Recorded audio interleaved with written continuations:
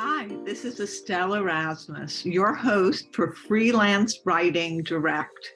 In this short, soundbite-filled podcast, I'll cover everything the freelance and creative writer and author needs to do to move forward with their writing, their creativity, and their career.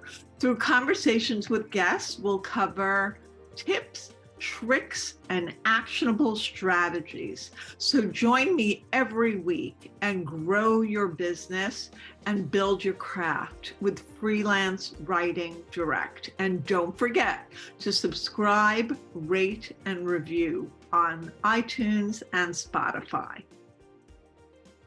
Hi, everybody. It's Estelle Erasmus, and I'm so thrilled to announce that my book, Writing That Gets Noticed, Find Your Voice, Become a Better Storyteller, Get Published, is out and available on Amazon, Barnes & Noble, IndieBound, and wherever books are sold.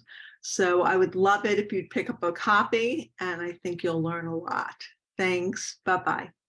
Hi, everybody. This is Estelle Erasmus with Freelance Writing Direct. And I'm so happy to have as our guest today, Andrea Dunlop. She is the author of 5 books, and her latest is Women Are the Fiercest Creatures, which is such a fun and wild ride. And a little bit more about Andrea. She also has a true crime account forthcoming from St. Martin's in 2024. And she's the host and creator of Nobody Should Believe Me, a true crime podcast that explores Munchausen by proxy from the intimate lens of a family member.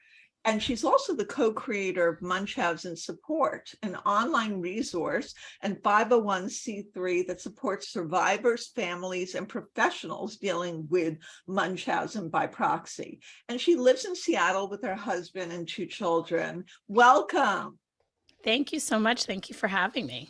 It's so great to have you here. And I loved reading your book.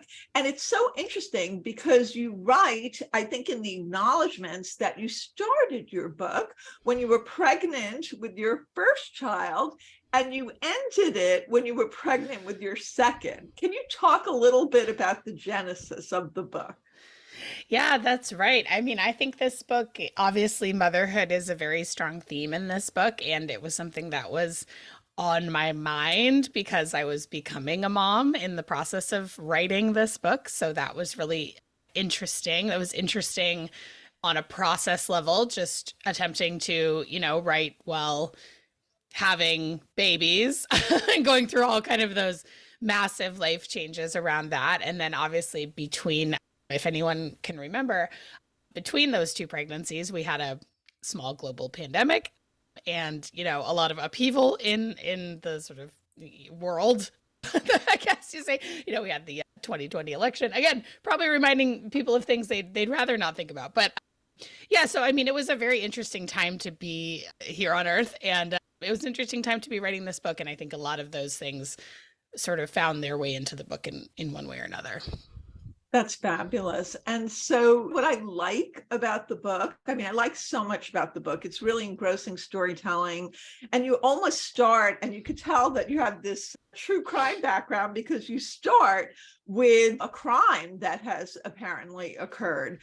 And so you get the reader invested right away in wanting to know more. And then you sort of work backwards, which I love that device. Did you come up with that device based on like kind of how you tell stories with, the podcast? That's interesting. That's a great question. I think definitely doing the podcast, not specifically with that device, because that's just a device. That's a device I've used before. It's a device I tend to really like in literature, of just kind of like a flash forward. And I think something that in early drafts of my books, I tend to get very bogged down by backstory. And so I think if you give the readers an idea of where you're going, you can sometimes kind of get away with doing a little bit more backstory right in the beginning, which I always like to do. I like to get in depth with my characters. But certainly being a podcaster has had an effect on my storytelling, and I think a positive one. It's such an interesting medium. I started making my podcast 2 years ago. Our first season came out last October, and our next season is coming out in May. And I work with a really talented producer called Tina Knoll over there at Large Media, which is her company. And, it's just so interesting. I think that what the two have in common is I'm just always very cognizant of people's attention spans. I always want to keep readers hooked. I want to keep listeners listening. We live in a time where there's just a lot of competition for people's attention. Books are competing with TikTok and everything else, so it's, you really have to kind of be cognizant of the reader experience. And so I think in that way, and it's true for me as a reader too. Like, I hate that feeling of when you're sort of the time I'll give up on a book is when I realize that I'm just like not looking forward to like reading it at night. And I'm like, no, I want a book that's gonna like make me not want to go to sleep at night because I'm reading. It's so true. I interviewed somebody who had a background in screenwriting the other day, and she was saying something similar. You have to grab the attention really quickly. In fact, my book is Writing That Gets Noticed. So it's talking about how to get your writing noticed in a world where there is so much noise that you have to break through the noise. And so you very effectively do that by getting the reader just really involved. The other thing that I thought was really special about your book is that the women protagonists were strong, fierce women with ambitions and lives and values of their own. And it wasn't just dependent on hooking a man or getting a man, even though a man was important to the story. And I don't want to give anything away, but it's really interesting that you crafted also a tale where women, and which is so often what happens in society, women don't get their due. They don't get the acknowledgement. Was that informed by any of your past experiences, if you were working in corporate America or anything like that? I mean, I think it's more informed by my observations than my experiences, fortunately, because, the last time I had a corporate job, I was very young. I was in my 20s and, I started my career at Random House. And then, I've mostly worked with women. I mean, I've only had I think I had a male boss for about 6 months at one job at Random House. But yeah, I mean, I've mostly worked with women. Publishing is very female heavy, except for in the executive suite, unfortunately, where it is very male heavy. But yeah, I mean, I think that's less about my own experiences. And there certainly is sexism in the way that we treat sort of female novelists versus male novelists, but it's a little different. It's not quite that like sort of pushing into the background. It's more like the way we talk about women writing versus the way we talk about men writing. But yeah, I think that's just more from my own experiences and sort of looking at especially those narratives of like kind of the entrepreneurs we talk about the most, right? Is like the tech entrepreneurs and the people who are doing these like flashy startups where they get a lot of VC money. And I mean, that is so overwhelmingly male. One statistic that stuck with me when I was writing this book, and it's in the book, is that less than 2% of all venture capital funding goes to female-led teams, even though they consistently outperform male-led teams. And so, that's just, I knew the numbers were bad, but I didn't know they were quite that bad. So I think it's just sort of like, I think it's more just watching women's contributions kind of get like pushed into the background. And of course, historically, they've been completely buried, right? And so you just like, if you listen to a lot of historical accounts, you're like, oh, men just did all the things ever. And then you're like, oh no, we should start talking about the contributions of women. So that was really on my mind when I was writing this book. I don't feel particularly as though that's happening to me, especially at this stage in my life. But that is because, I've also sort of chosen a career path where I'm doing all of these things where I don't have to like really, recognition for my work is based on external sources, but it's not sort of like controlled by a person the way that it is in the corporate world. And the corporate world was not for me. Working at Random House was great. I had a wonderful boss there. What did you do there? I was a publicist. Got it. At Doubleday. Yeah. So, I mean, it was a great way to learn the industry, of course, and I loved books and I loved working there. It was a really overall good experience, but just like corporate sort of ladder climbing, being in an office all day, it was Not for me. Not for me. Well, you've carved out your own path, much like your protagonists end up doing. And I think that statistic that you mentioned, I think Samantha or Sam says that, right? When she's, I don't want to give too much away, but it's really fascinating how the females kind of bond together and support each other. And I love that aspect of creating the strong characters that support each other, that navigate definitely through, you definitely keep adding in the conflicts. And so it is increasing throughout the book. And so it's very satisfying, and I'm not going to give the ending away, but it's very satisfying when you see the resolution at the end. You have many POVs throughout this book. And look, you're a seasoned author. This is your fifth. You have another one forthcoming. And so you probably started out with less POVs, I would imagine, and learned how to craft, because it is craft to create all these different POVs and have it flow. Can you share, because I try to give actionable tips for my listeners and viewers. So if you can share some actionable tips on creating compelling POVs, that would be so helpful. Oh, yeah. So I would say, like, earlier in my career, yeah, I really have had stuck to a single POV. But, I've done both, and they are, I think it's more challenging in some ways, but it's sort of what suits the story, right? Because as I'm thinking back, actually the book I did with the most POVs is She Regrets Nothing, right? This one has two. So you have your main characters, Anna and Sam, who are respectively the ex-wife and the ex-girlfriend of the badly behaving tech entrepreneur that we've got, who's sort of is at the center of the book, but also the book is not about him, kind of, as you said. My previous book was just a single main character. My first book was a single main character. And then my second book, She Regrets Nothing, which concerns another family drama. It concerns like a wealthy family in New York City. And that was like a sort of full ensemble cast. And that you're sort of hearing from everyone. And I think it just, you sort of think about like what's going to suit the story. And in this one, in an original draft of this one, or actually many drafts in, I wrote a lot of drafts of this book, which is pretty typical for me. I'm kind of a revision queen. But I did have Jessica, who's the current wife of Jake Sarnoff, in as well with a full POV. She's still a pretty central character, but you don't see her POV in this, in the final version. And I think that's like figuring out who you need to hear from and when and why, and like, is it really adding? And I think one of the biggest challenges of writing a multiple POV book, especially when like you're sort of in a pretty tight time frame, the way that you are in this book, where it's taking place and most of the action takes place in like less than a year.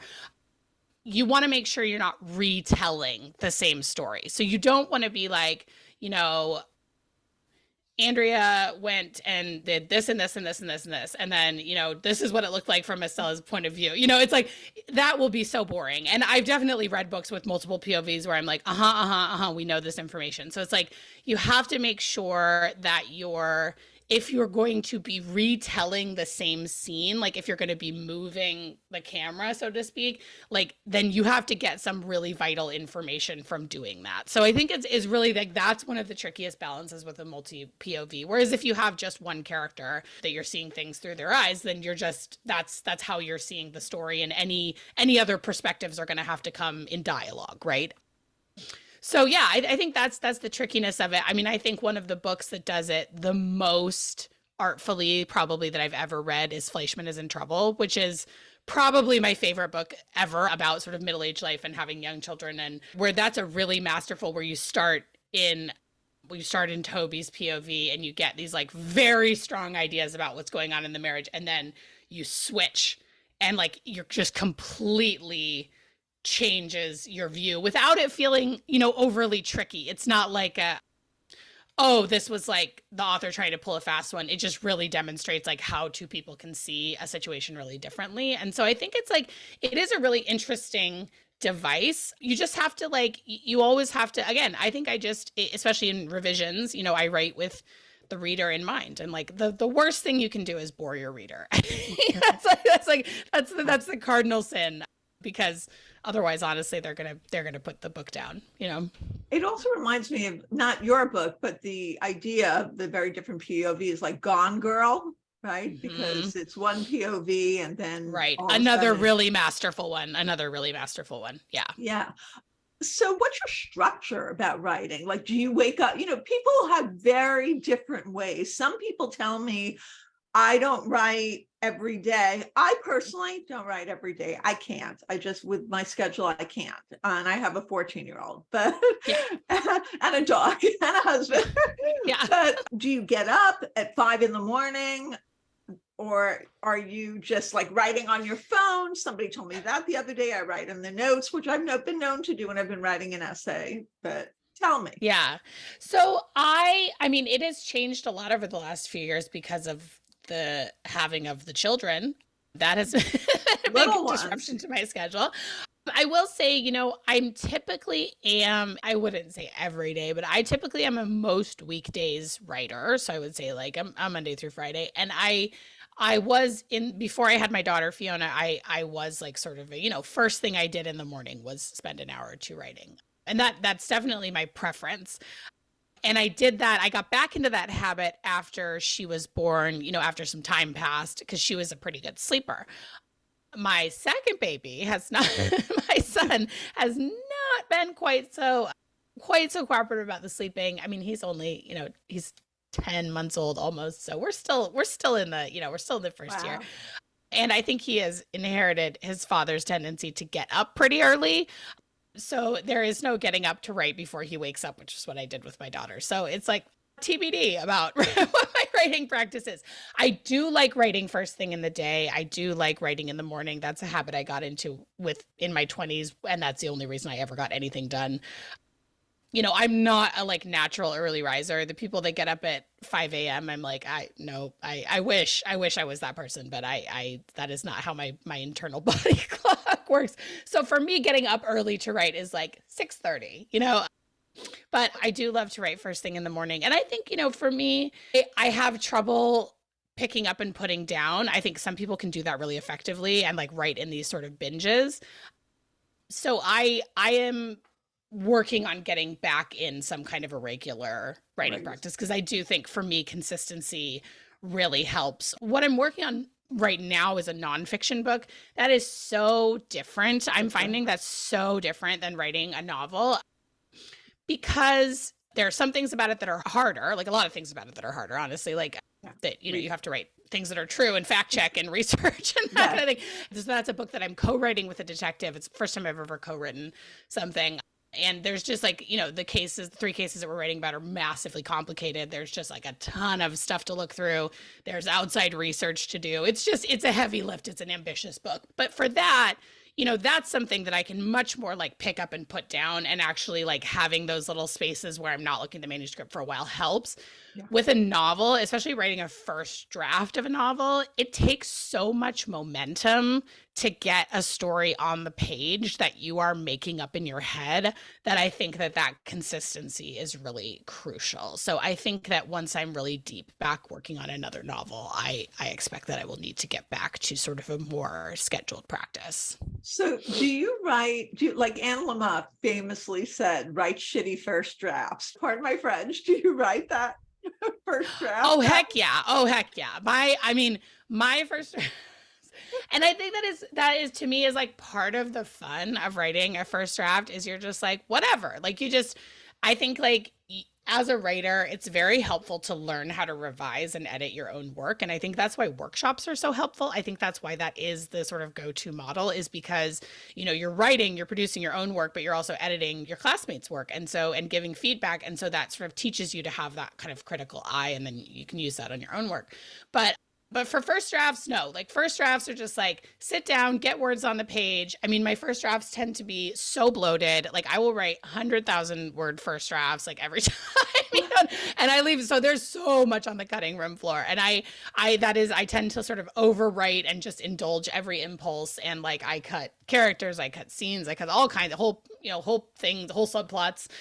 So I tend to leave a lot on the cutting room floor. And I know some people write, sort of skinnier first drafts and then end up adding a lot. But for me, I just like I go wild with the first draft. And because I think like if you get into that self-critical mode, for me, if I get into that self-critical mode, then it will stop that momentum. And I think like to me, like writing a first draft of novels is all about momentum. Now, I know authors who do this successfully, like Jamie Ford told me that he writes like, and this haunts me for some reason because I just can't imagine doing it myself, but like he will write, whatever he's writing that day and then go back and edit it the same day. And I'm like, oh my God, I would never make it. I would never be able to write a novel if I tried to do it that way. So it's very interesting how everyone's different.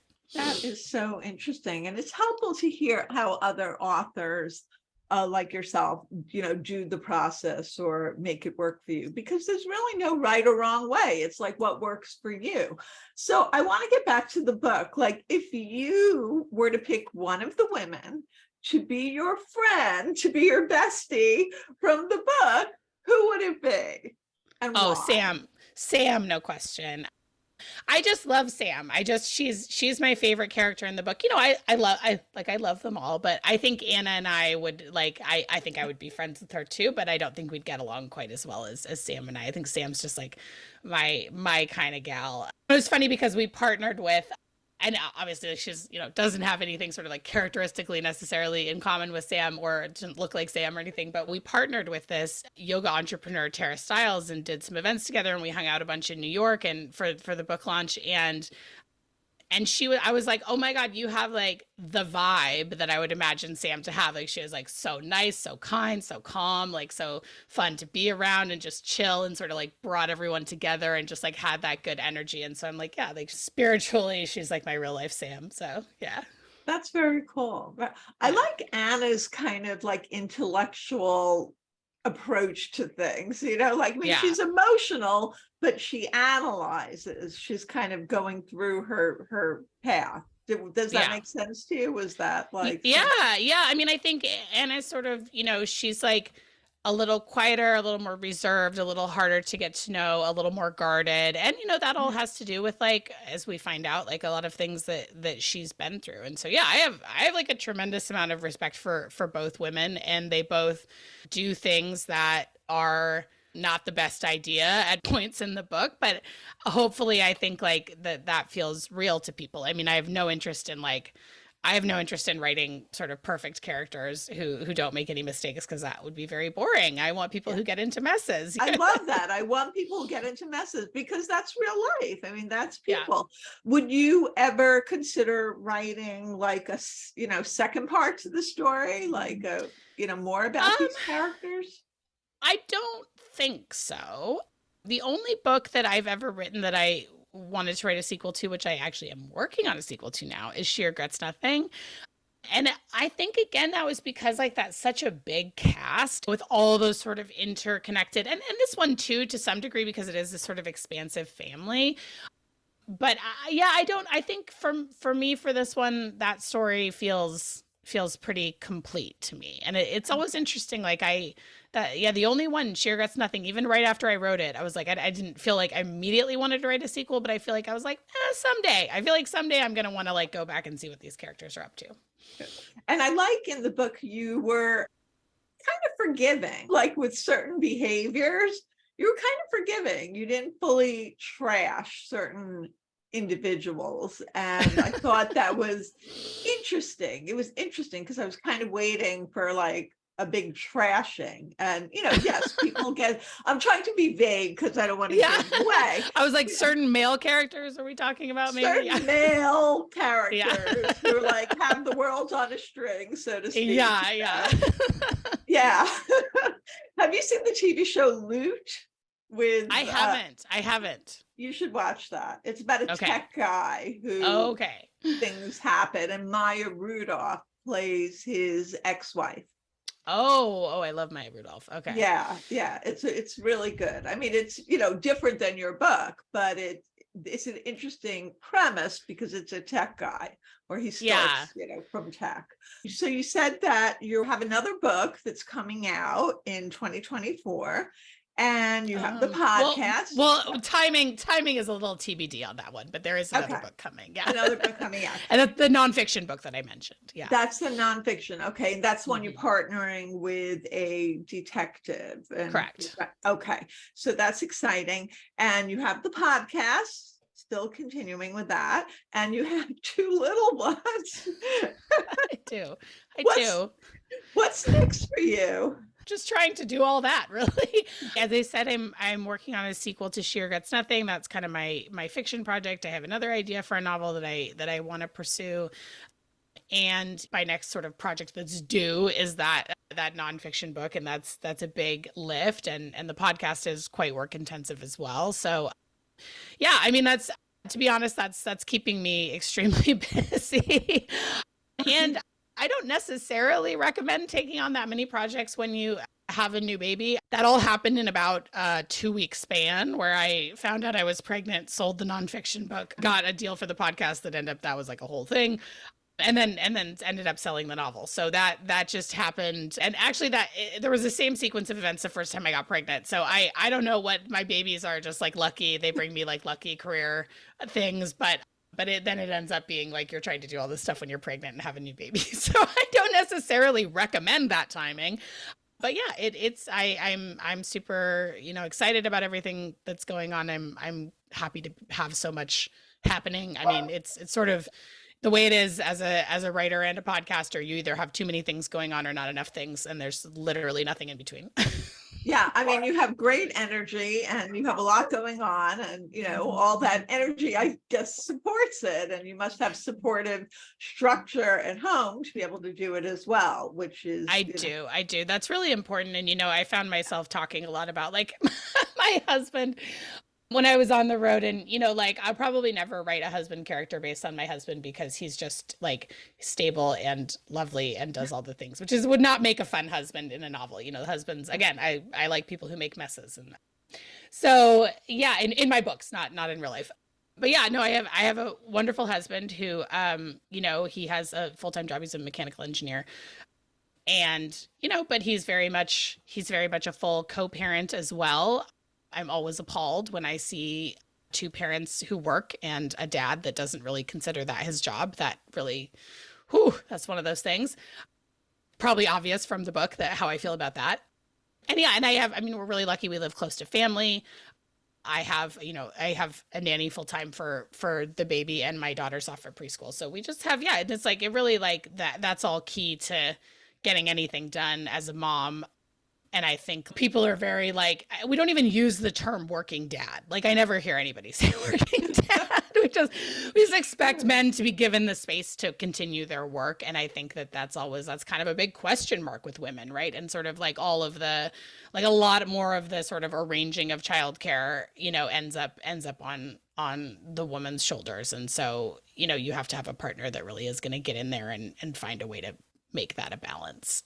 Completely Yeah. agree. So where can people find you? Are you online? Are you on social media? Where can they find you if they want to follow along and be your fans? Yes, I'm very online on Instagram. That's the place that's the only really account I'm active on anymore. I've sort of like, not really on like Facebook and Twitter anymore. Not really interested in Elon Musk's Twitter, to be perfectly frank. Speaking of badly behaving tech entrepreneurs. But yeah, so I'm on Instagram. I have a website, andreadunlop.net. There's like information about all the things I'm doing there.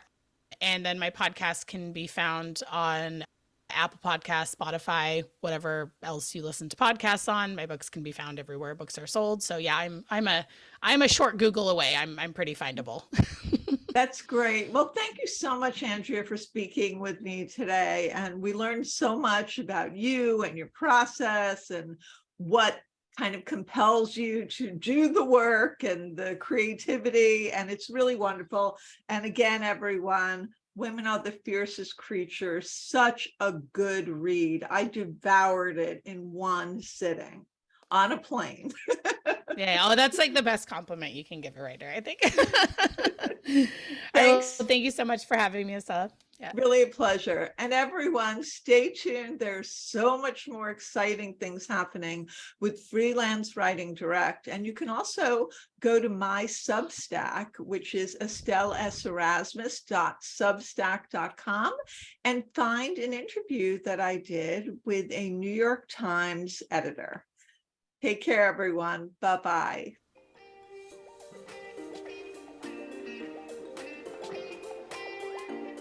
Follow me at estelleserasmus.com on my website and on social media, which is Instagram, TikTok, and Twitter at Estelle S. Erasmus.